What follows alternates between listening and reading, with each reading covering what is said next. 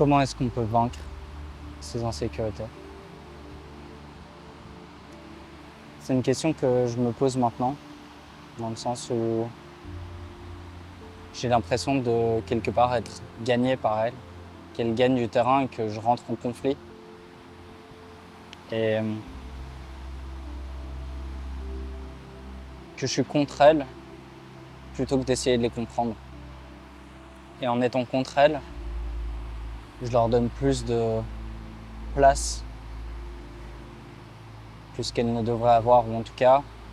j'estime les attaquer d'un angle qui n'est pas bénéfique et qui ultimement leur donne plus de place et leur fait gagner du terrain plutôt que de les accueillir et d'essayer de comprendre ce qu'elles ont à m'apprendre.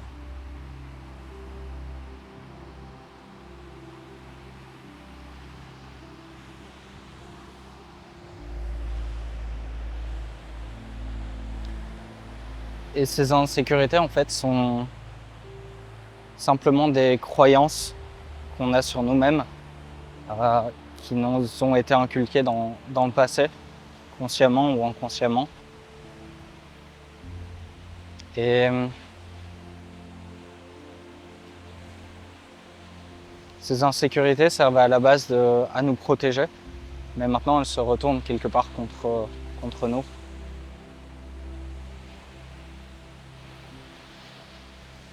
Et je pense que le plus important dans ce chemin est justement cet angle d'attaque, d'essayer de comprendre et d'essayer de voir ce qu'elles ont à nous apprendre plutôt que à tout prix essayer de les vaincre et à tout prix les considérer comme étant inhérentes à nous-mêmes et faisant partie de notre personnalité. C'est ce jugement qu'on a à chaque fois, cette mise sur une échelle et cette critique qu'on a après, admettons, chaque interaction, chaque présentation, chaque échec, peu importe ce qu'il soit, de se dire que chaque chose qu'on fait, chaque action qui nous montre cette insécurité est quelque part un test qui va nous montrer si oui ou non on est capable et si oui ou non cette insécurité fait toujours partie de nous. Et donc vu qu'on est dans cette mentalité de test, ça nous rend nerveux,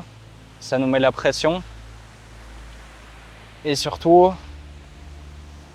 on attache énormément d'importance au résultat, comme si le résultat va déterminer notre valeur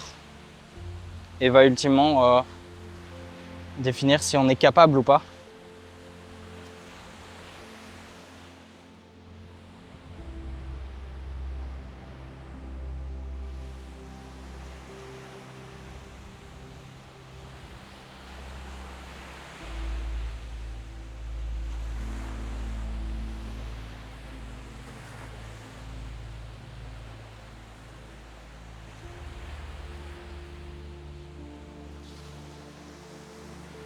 Et je pense que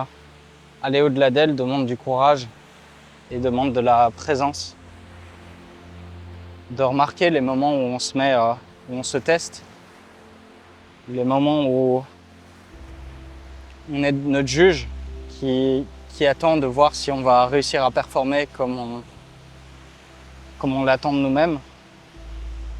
ou bien si simplement on se donne l'opportunité d'observer ce que cette situation va nous montrer de nous-mêmes. Et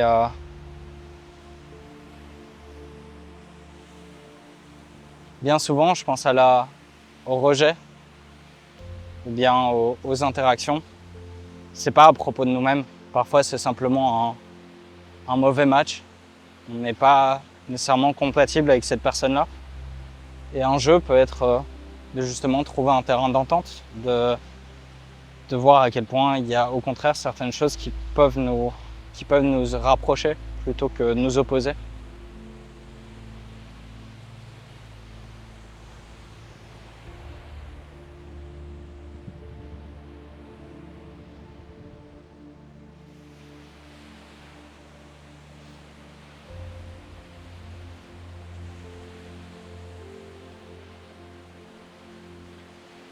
Et donc ça demande de passer à l'action, de intentionnellement approcher certaines situations où on remarque qu'on est a priori prêt à se juger et de se dire tiens, et si justement je prenais ce moment, admettons cette interaction, et que je me disais tiens, mais en fait j'ai absolument rien à prouver, j'ai rien à me prouver moi-même. Ça va quelque part nous enlever cette pression de devoir performer à tout prix et d'après se juger en fonction du résultat. Et si le résultat s'avère négatif, on avait des attentes qu'on n'a pas réussi à combler, que cette interaction, on l'a tournée en un désastre en essayant de la contrôler et en ayant énormément de pression sur son résultat,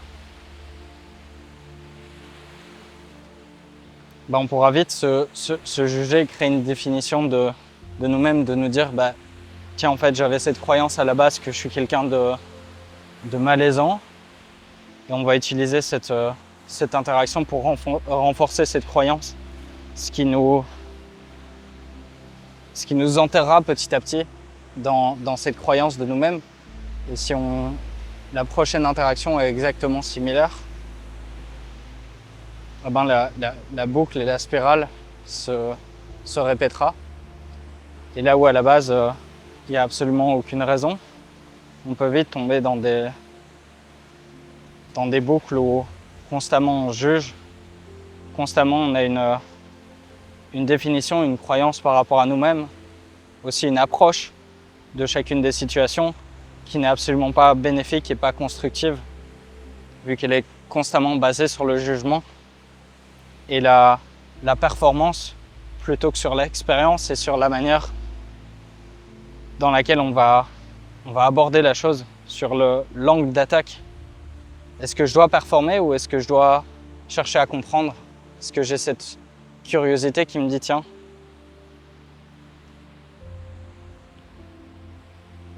ouais, précédemment, les 20 dernières interactions, il y en a peut-être la grande majorité que j'ai foiré en essayant de les contrôler, en basant tout ce que j'allais dire sur cette croyance que j'étais malaisant, et donc au final j'ai été malaisant.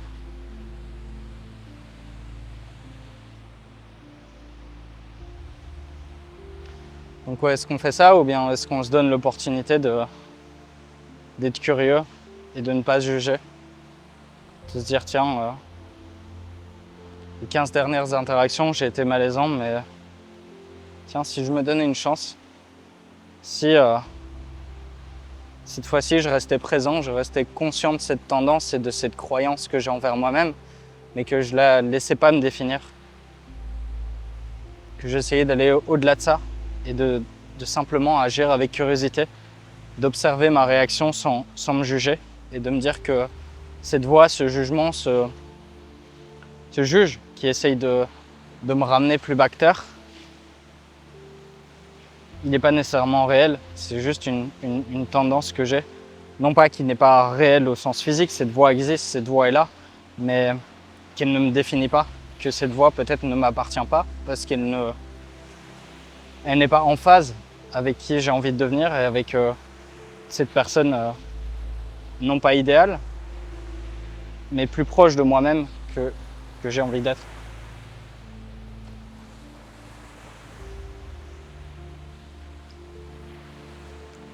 Et donc,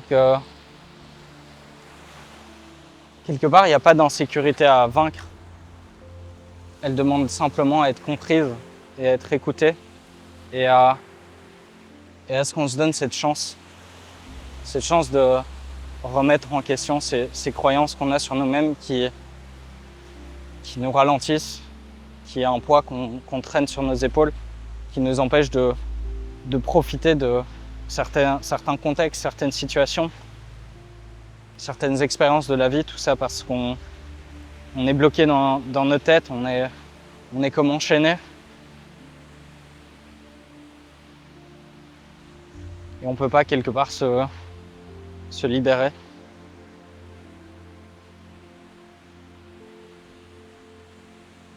Je pense que c'est encore remettre en question ces croyances-là qui va nous...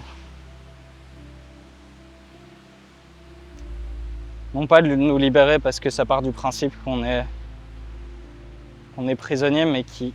va nous permettre d'adopter une perspective différente et d'avoir donc une expérience qui sera peut-être différente, qui ne le sera pas à chaque fois, si elle sera peut-être différente à chaque fois, mais le résultat ne sera pas toujours, et même je pense bien souvent pas celui qu'on attend, qui est un résultat qui est radical, qui est tiens, on a réussi à aller au-delà de cette croyance qu'on avait quasiment directement. Je pense que ça va prendre pas mal entre guillemets d'échecs, et le seul échec est dans l'incapacité de traiter cette expérience comme une expérience nouvelle et de remettre en question cette croyance qu'on a de nous-mêmes en la regardant et en la voyant comme simplement quelque chose qui ne nous sert pas et qu'on aimerait simplement faire évoluer et qui quelque part bien souvent ne nous appartient pas, ou en tout cas n'est pas en phase avec la personne qu'on désire être, et donc qu'on mérite de remettre en question et d'évoluer à travers elle, de chercher à la comprendre, de voir d'où elle vient,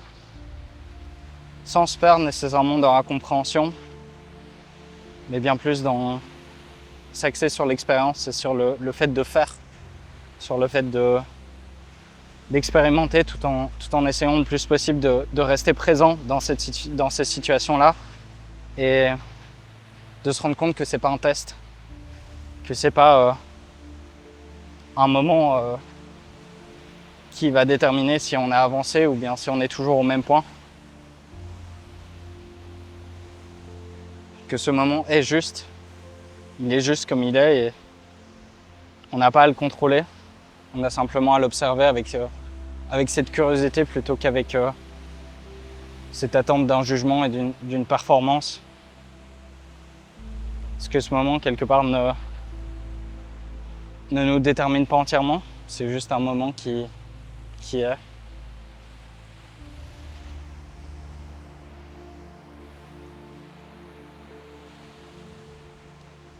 Donc selon moi, vaincre ces insécurités, c'est ça. C'est se donner l'opportunité d'adopter une perspective qui est différente. Et ne pas trop s'identifier avec cette ancienne définition qu'on avait de nous-mêmes.